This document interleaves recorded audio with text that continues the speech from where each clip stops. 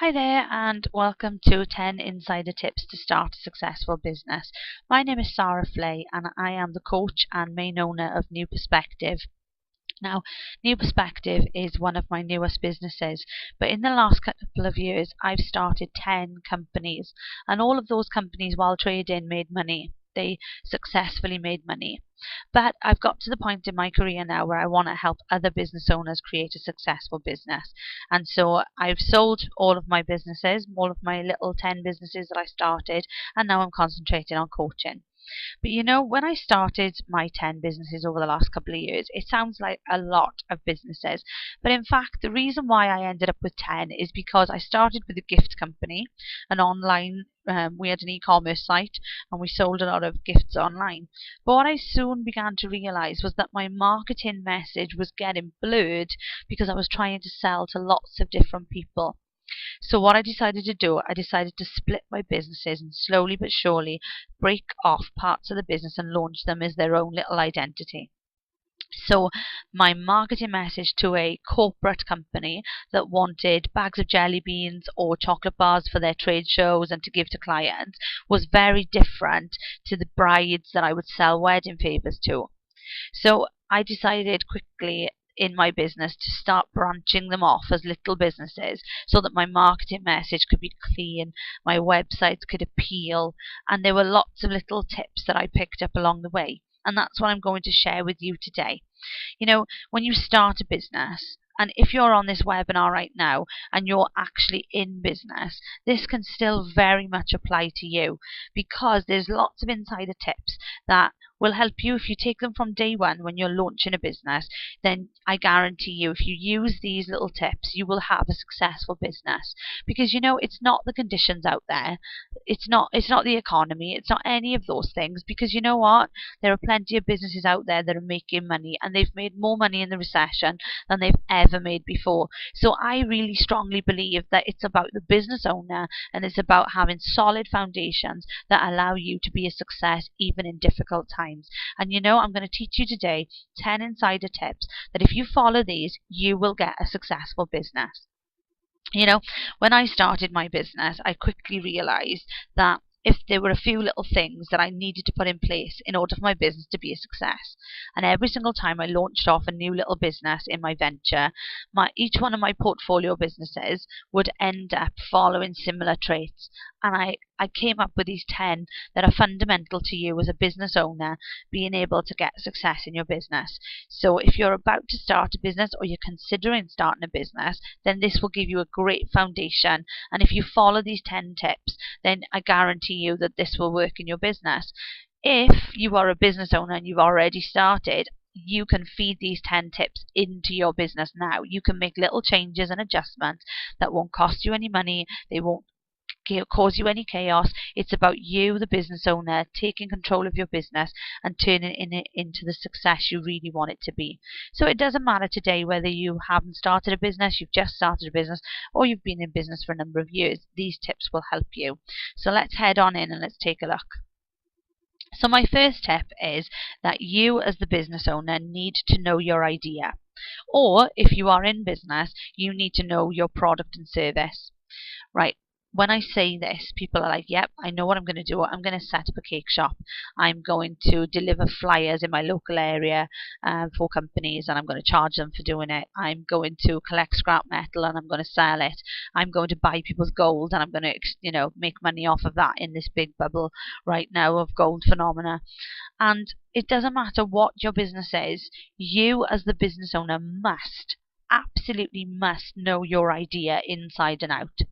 So, how many times have you ever been somewhere where you've asked somebody, what do you do? And 20 minutes later, they've come up for air and you still have no idea what they do?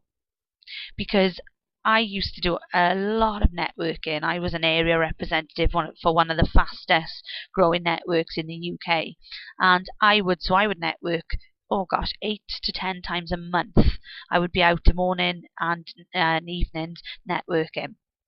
And I met loads of people, and people would talk to me about their business, and I would have no clue what they were on about. I would literally sit there and at the end of the conversation think, okay, you've just talked to me for the last 20 minutes and I still have no idea what you do.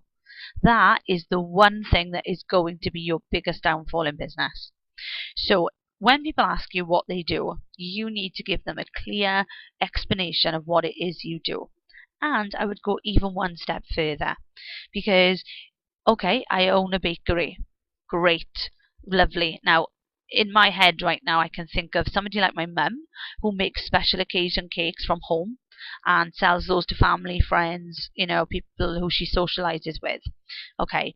Or I can think of something like, Carlos's Bakery from New York, who, have got a massive patisserie and they sell all these amazing cakes and they've been going for decades and decades. So, be really specific. Tell me, oh, well, I'm a cake maker and I work from home and I make special occasion cakes. Fab. Got it. Know exactly what you do. Or, my name's Carlos, I run a bakery and we're a patisserie, we're based in town and we do special occasion cakes, but we also do cakes for everyday use as well. You can come in and pick up your, chocolate eclairs and your cream horns and all things like that. Now, instantly I know what you do. Be specific, make sure that I know, as a complete stranger, I know what you do. And the easiest way to try this out is grab yourself a 13 or 14-year-old. Now, I've said this on lots of webinars before, and it's a perfect way to test your business idea out.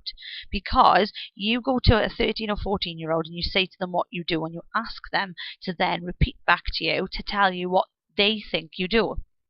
Now, if they get it, then you've done a great job. If they start waffling on about stuff and you're thinking, where on earth is all of this coming from? You've not done the right thing. You've not told them the right information. So they are your perfect litmus test, when you're trying out your idea. So give it a go. All right. So I guess if you're already in business, this one might be a bit tricky because you might find yourself in a bit of a position right now where you're just having to, pedal those little legs really fast to make money so that you keep financially secure. But if you are starting out in business, one of my biggest tips to you would be plan for your first 6 months in business and plan realistically that you are not going to make a huge amount of money. Now, the reason why? Because nobody knows you exist, nobody understands what you do. So it's going to take you time to establish yourself amongst people, and we'll talk about that a little bit later on. But it does help if you have a financial backing, so your bills are paid, you can eat, you can keep a roof over your head, and if you have children, that the odd little things that they need, if it's basic things like school uniform or anything like that, that you have that money put aside for the first about 6 months of your business. And what that'll save you from doing is being lying awake at night panicking that you're not going to meet your bills. Because let me tell you, I have been there. I've been there a number of times in the last couple of years where I have laid awake at night panicking because the rent on the office is due and the staff wages are due, and I'm thinking, well, we had that massive HMRC bill and we had to pay the accountant, and how the heck am I now, if I'm £500 short now, where am I going to make that money from? And you soon begin to crumble and panic because there's nothing worse than having financial difficulties. So if you can put a financial buffer zone in place so you know that some of your basic costs of living are covered while you launch your business, you will have better night's sleep. So that's something to consider. And it doesn't mean that you can't start your business if you don't have financial backing. What I'm saying to you is that it is such a great relief to know that your bills will be paid and you can just focus on building your business for the first 6 months. So I'm just trying to give you insider tips that will make your life easier as a startup business. All right, so business owner advice. Oh my stars above. This is one of my favorites. When business owners find out that you are starting a business, you are going to get 1,000,001 stories about business owners and how they started their business. And most of them will be dramas. And it's like when a bunch of women get together with a pregnant woman who's just about to have a baby. She's about 8.5 months pregnant, and a bunch of women get together and they all share their horror stories of labour. Now, the chances of somebody's labour going wrong and going dramatically wrong are probably fairly small compared, to lots of women in the room. Now, when you compare yourself as a business owner, if you put the right plans in place, your business will succeed. If you've got the right mindset and your business has the right plans, you will succeed. So don't be put off by people's dramatic stories. Don't listen to every piece of advice you get. And there's another thing that I would say to you is if you get offered mentoring, and in the UK, there's a lot of government schemes now that are available and you can get hours and hours of mentoring. Just make sure that the person you get who will mentor you, make sure you connect with them. It's really important because I've recently come across a client of mine who happens to also be a friend. And she was coached in the early days of her business by a mentor which came through a government scheme. And please don't think I'm putting down government schemes. I'm not putting them down. I'm just being realistic about them. And she had mentoring from somebody who was an engineer. Now, they were an engineer in the corporate world and they just fancied doing a bit of mentoring. They knew the right people and they got on the scheme where they could then become a mentor to new business owners. Now, she was a haute couture, probably not said that right, but it's French and I don't speak French, but high-end fashion label. And this guy could not relate to her industry at all. He really couldn't even see the benefit in her business because it's a fashion label and he's an engineer. So he's all about the logic and the calculations and all of that. And she's just about making things look pretty and nice, creating amazing garments. And she was super, super talented. And she now works on one of the most popular shows in America as their costume designer. And they film here in Wales. And she's got that job. Now, she's left the world of business because she decided she wanted this amazing corporate opportunity where she could go in and become a costume designer on set of a massive show for American TV. She made the right decision for her. But you know what? The advice that she got was all related to his industry and how he would do things because he couldn't see outside of the box of engineering. So it's really important that if you get mentoring, you get somebody who you connect with and somebody who understands your business. Very, very important. So don't be put off by all the horror stories you hear and people, going bankrupt and people being chased by debt collectors and all of that kind of stuff, Take it as just one of those things that people are going to share with you. Lots of advice. Not any of it is pretty much going to be useful or pretty to you. But if you find the right people who will give you insider information and they will be able to help you to stop you from making mistakes, they are the kind of people you want to listen to. So there's my cautionary tale, there's my bit of advice, and hopefully you'll take my advice on board because I've been there and I've done what you're doing. Alright, so even though I've said about you need to know your idea, you need a financial buffer zone if you want to be able to just, take the sort of the stress off of you for 6 months of trading. The one thing I would put in as a very big piece of cautionary advice is don't wait for it to be perfect before you start. It really isn't going to ever turn out the way you expect it to because people will buy from you, whether it's service or product. People are going to buy from you, and people's minds change over what they like, what they do, what they spend their money on. Okay, so when I started my business, I for 1 minute didn't think about all of the different places that my business would take me and the people I'd work with and the opportunities I'd have. I didn't think of any of that. I just had an A and a B and a C, and I was hoping I was going to get a D. Now, as much as planning is important, and I'll be honest with you right now, I'm not a huge fan of business plans. And the reason why I'm not a fan of business plans is because I'm probably every coach out there who works with people on their business plans would probably be hissing at the screen right now. But as soon as you write a business plan, it's no longer relevant to your business because every single time you take a step forward in your business plan will change. So I'm not a huge fan of business plans. What I'm a fan of is strategy. So for the next 3 months, this is what I'm going to focus on, and this is who I'm going to focus on, and this is who I'm going to target with my business product or service. That is my kind of business plan, where you have an idea in mind and you have a focus, but you don't have 12 months with 3 years financial projections and you've made them up anyway.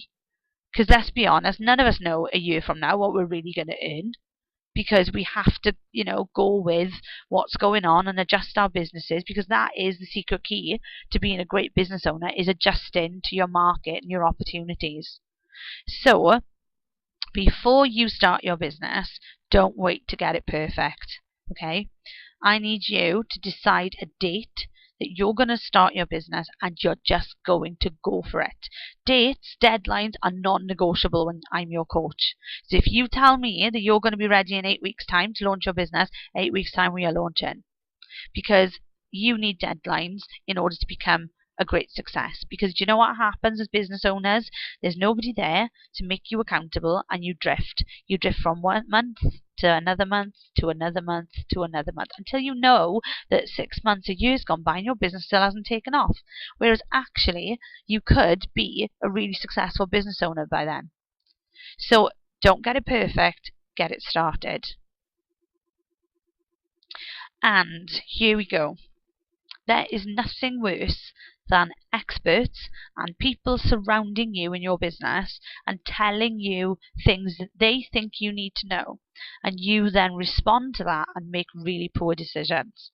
Now, I've done it. I've been there. I've lost a lot of money in my business, and it was at a critical time in my business where I took really bad business advice from a large corporate person. They only understood the corporate world, and at the time I was extremely naive, and they told me to take a decision in my business and that don't worry about it, you just make the sales and we'll do all the rest of it. And I was like, right, okay, great, yeah, this is the way I'm going. And I took their advice and I lost a lot of money in my business. You have to stand your ground in your business. Only you can make the decisions. And do you know what? You have to be able to stand by your decisions. So if you get it right, pat on the back, high five, well done you. If you get it wrong, you just take the responsibility and say, do you know what? I got it wrong. But if you're willing to allow your business to be, and I use the word manipulated because it is molded by other people and their strong opinion, then you can never feel fully in charge and fully accountable for your business.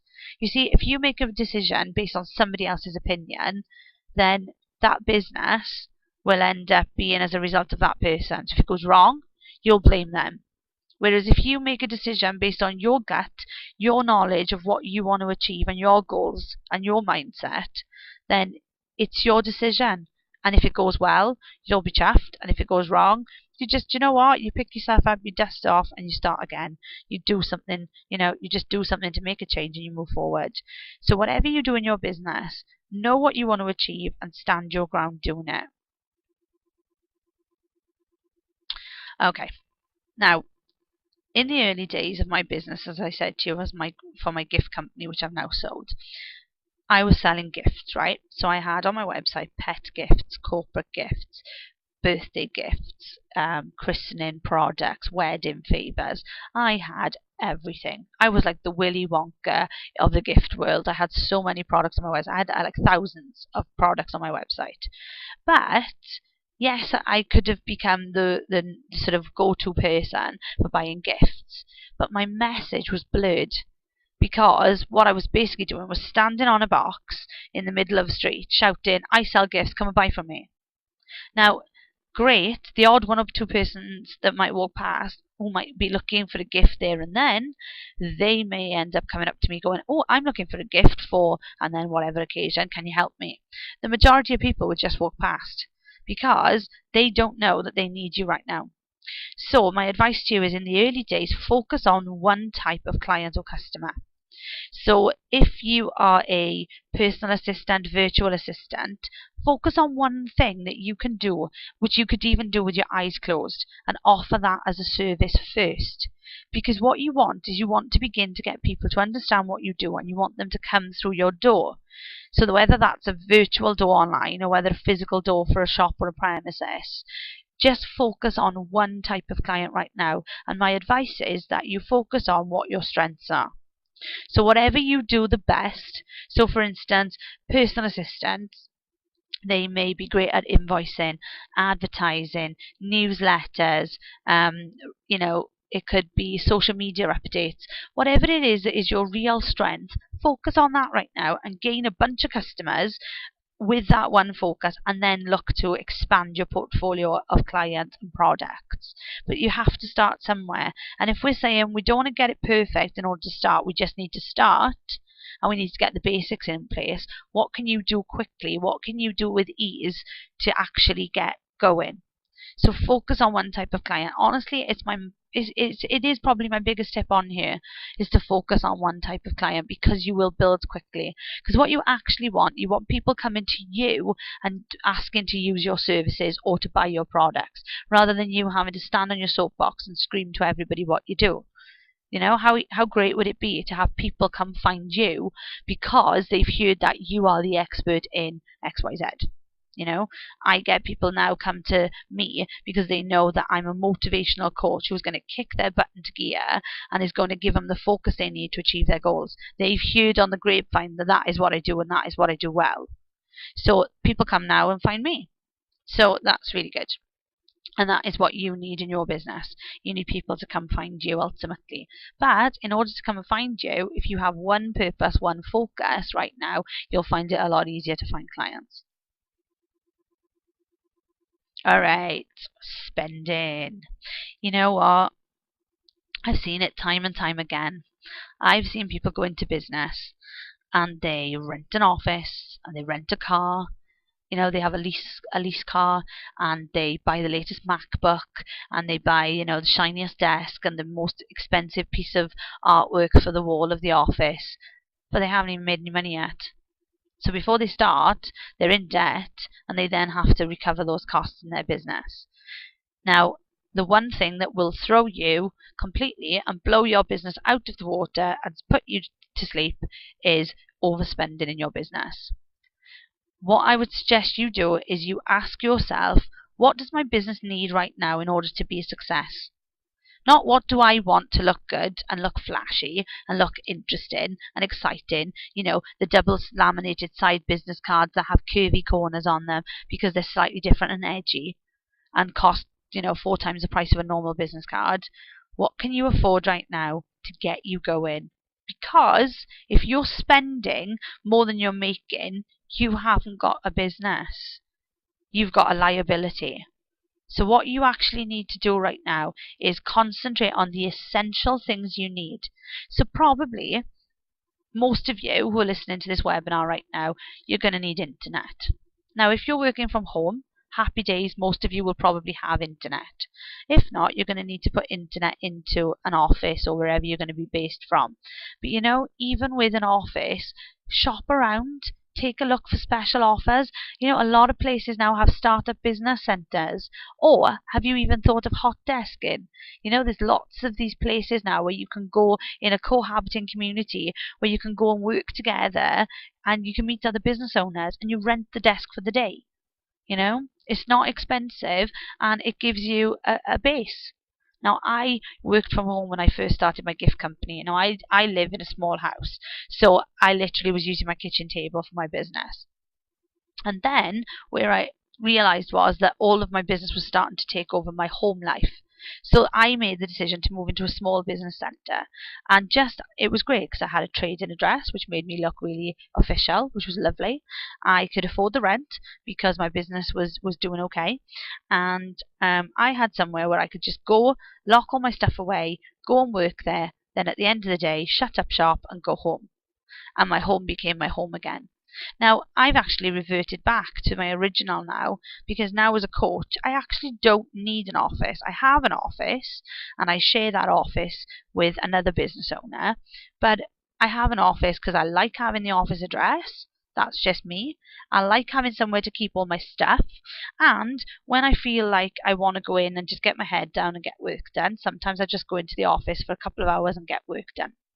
But I actually enjoy working from home now. You know, I'm sitting in my living room right now recording this, and the sun is shining through the window, and I'm just relaxed in my living room, sitting in my jeans and hoodie recording this right now. I don't need to spend out. You know, there are some essential things for my business, like PayPal professional account and MailChimp professional account and all things like that I pay for because I need them, because I need the extra services that they provide to make my business easier to run. But I've stopped spending on non-essentials. I don't have a lease car. from my business. I don't have an expensive office. I actually share an office with 2 other people, so I only pay 1/3 of the rent. Happy days. Be wise in your business right now about what you need and what you're spending on. Because, yes, I know you have to pay tax on all of your profits, but if you want to grow your business, you need money to do that. All right. Money making tasks. I've called it money making tasks because within your business, unless you're making money, you've got a liability or a hobby. Okay? In your business, every single day, you should be focusing on tasks that ultimately will bring you money. Now, that doesn't mean you have to sell every single day. What it means is, what you have to focus on is what are the things that I'm doing that ultimately are going to bring customers to my door who are going to buy from me. So we're talking about social media. A regular social media presence is a huge benefit. Doesn't matter what industry you're in, there is a social media out there for you.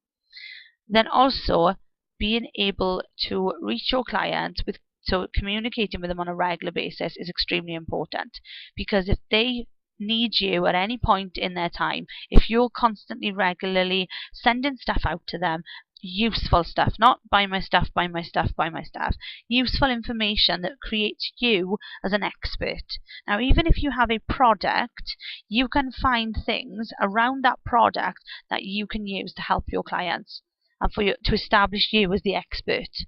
So even if you make things out of wood or you make cakes or anything like that, you could be sharing with your clients about the latest trends in cake making and, special occasion cakes that, for instance, if you're a cake maker and somebody in the royal family got married, you could talk about the cake and, things about that were on the cake and, keeping yourself in the loop of your industry and being known as being the expert. So actually, ultimately, you have to communicate on a regular basis, because it will shock you to find out, if you don't already know, that you need to contact potential customers between 5 and 21 times before they even hook up to your message and consider working with you or buying from you. 5 to 21 times. So if you only send a newsletter out once a month, that's somewhere between 5 months and 21 months before they'll consider even buying from you. So now I've put it in that context. Every single day, your priority should be getting information to your potential customers, your potential clients, because ultimately that will make you money. So put it on, let's talk about the cake maker. If you're a cake maker, put it on Facebook, cakes that you've made or new ideas you've come up with. Ask people's opinions on, I'm thinking of doing a wedding cake for a client, and this is the idea, this is the type of wedding they're having. Do you think I should do a blue cake or a lace cake? And get your followers to interact with you. Interaction is the first way to build relationship, which will bring in the money tasks. Yeah? So think about the tasks that you do every day in order to start your business or in order to grow your business, and think about those tasks in terms of how can I create tasks every day for me to do that will bring money into my business. So you may not see that money in the first couple of days, you may not see it in the first couple of weeks, but ultimately if you keep doing it and keep doing it consistently, you will see the money come in. So have a think about that in relation to your business. Alright, here's my little gold man with his megaphone. I love this guy and I use him on lots of things. Alrighty, so you're the newbie. Yeah, you're the newbie on the scene. You're the person who nobody really knows about yet. You need to get out there and you need to tell everyone. And I mean everyone. There is not a single person out there right now that you cannot tell about your business. And there is an easy way to start. Have a think right now about how many Facebook friends you've got. How many people are you acquainted with on Facebook? Because if I look at mine right now, it's probably well over 600-700 people. If you want to go and have a check, you can go and check on my Facebook page and let me know if I'm right or wrong. I haven't looked at it for a long time, but I'm guessing there's about 700 people or 600-700 people on my Facebook page. If I told every single one of them about my new business venture and asked them to keep in mind anybody that they knew that would benefit from using my business product or service, then how much more of an audience have I now gained? Because I guarantee you that if you go out there and you tell family and friends and ask them to support you, very often they will say yes. You know, it takes a real mean family person or a friend who will turn around and say, no, I'm not going to help you. And you ask them to help you. You say, look, I'm starting this new business venture. This is what I'm going to be doing because, as I said in my first slide, you know your idea, so you can communicate it clearly. So you'll say, look, this is what I'm doing, and I'm just wondering, would you be able to support me in this new business venture? What I'm looking for is, I'm looking for people who need special occasion cakes, or who may be starting their business and need coaching. I'm looking for people who want a hairdresser who can work, come to their home, and all things like that. And if you start telling people, you will quickly gain a following, and you will quickly gain people who are interested in what you do. So when you're at the supermarket, tell everyone. So my challenge to you would be, go get yourself a set of business cards, and there are plenty of opportunities out on the internet right now where you can get free business cards and just pay for postage and packaging. I know Vistaprint do them, even though they're not the most amazing quality in the world. Start somewhere, people. Just start. And there's another company out there that I've used before, which are moo.com, and they've done special promotions where you just pay $4.99 delivery, and they do the cutest little mini business cards. And think about the message that you would like to put on those cards, and then on the back have one piece of call to action. Yeah, what do you want those people to do? So it could say on the front, if you're getting married and you need a wedding cake, check me out. And then on the back, your contact details.